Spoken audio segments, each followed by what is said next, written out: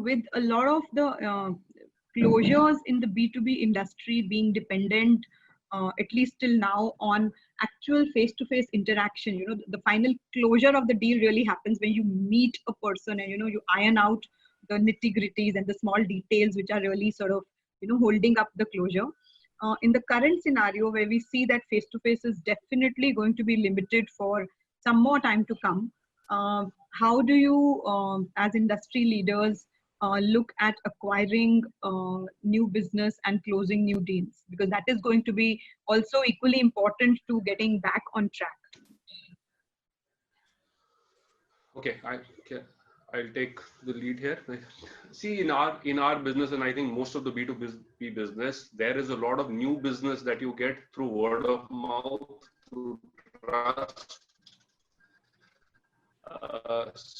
If you are able to take care of the existing clients, the retail also spoke about, if you are able to take care of the retention part, getting the newer business becomes that much more easier. The face-to-face closure, I think if it requires face-to-face closure, look at what is happening to Jio. I don't think they're meeting people face-to-face to get the billions of dollars that they're getting it. So I think if you're in a place where people need you, the word of mouth around you is good, you will get there sooner rather than later. So closures will happen.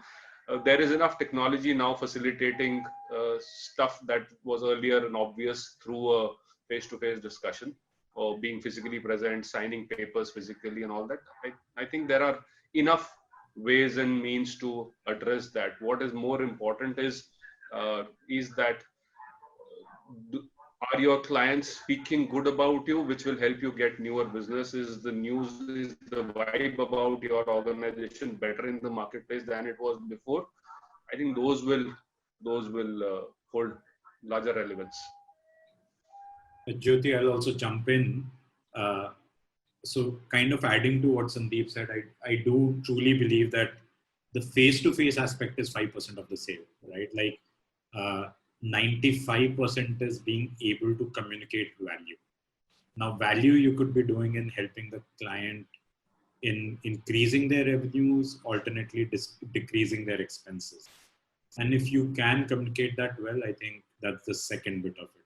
So my suggestion would be think through how you're communicating value, and then second, how you're able to create trust, create social proof, and those two things. Like, people are doing business, right? It's not like just because they're not meeting, their business is closed. And if they're doing business, they need your support.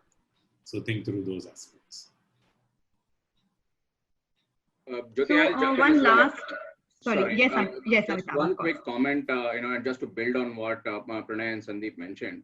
I think, in investing in that relationship, even if it is not face-to-face, but human contact need not only be face-to-face as well. So if you're investing in that relationship, whether by way of calls, whether by way of messages, whether by way of, forwarding interesting links that are useful to the customer, it basically tells the customer that you are thinking about him and that you're thinking about his business. And if you succeed in doing that, then I think the bond remains or can get established if there is none, if you're prospecting, for example, right? But it's not just, in terms of saying that I'm interested in your business, but it's communicating that I'm interested in you and I'm interested in your success. So it's not that I'm interested only in my business and what I can get from you, but how I can help you.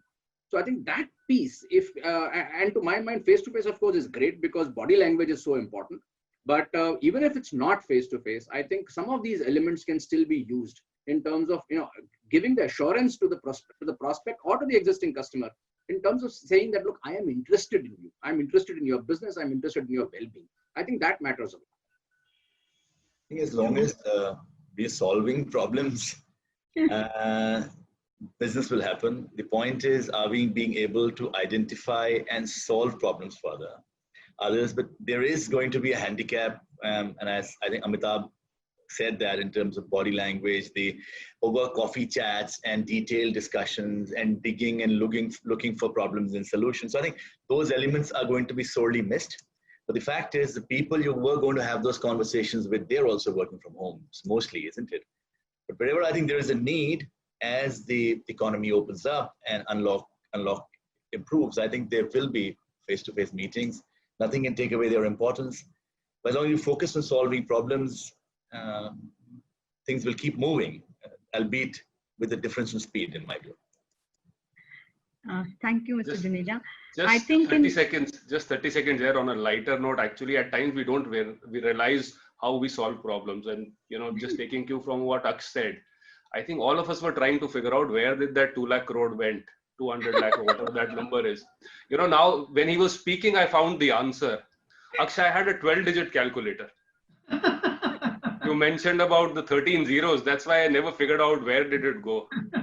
So maybe, at times we just answer things, not even figuring out what we are trying to solve. Now I have an answer. So some people actually have an old Casio 10-digit. I thought I'm advanced. I have a Casio 12-digit.